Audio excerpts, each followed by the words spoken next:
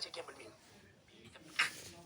Әрі-бері өдіп деп, әрі-бері ішіп жеп. Ана деймін да, біздің балалар Турцияда жүр. Негізі солардың жүре бергені дұрыс. Ақшаны жіберіп жатыр, ақырын ақшаларын тауып жатыр.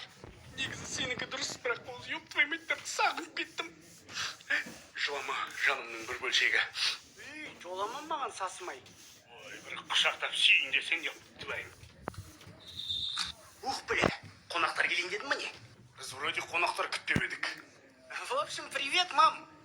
Привет, пап. Кімсіңдер нахуй? Кімсіңдер? Спокойно, спокойно. Біз ғой балаларыңыз. Чатлақ, чапөк. Да ну на. В общем, біз келдік. Енді контентті жалғастырамыз. Ал егер де сен менімен бірге ақша тауып бергің келсе, онда де көт берген осырақ қызы.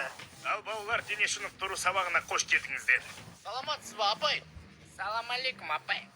Не, пиздец борзыйсың ба не? А так-то по жизни смелый, за спиной грехов нет. Рекетир көріп алған кезде дейсің ғой.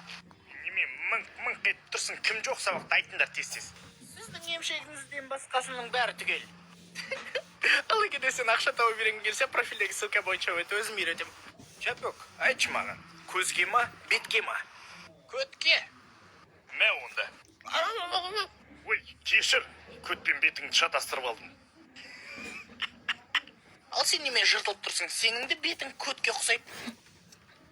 Пацан, за словами следи, сука. О, шешең, апай соғып жүрейсің оны. Апай, сізге айтарым, оңға, солға, шайқа басты, амын шығыранда, қотақ басты. Шаблақ, қаш. Инстаграмға тіркеліп, қиын таңдау, Инстаграмға тіркеліп кеттіңдерші. Балалық шақ.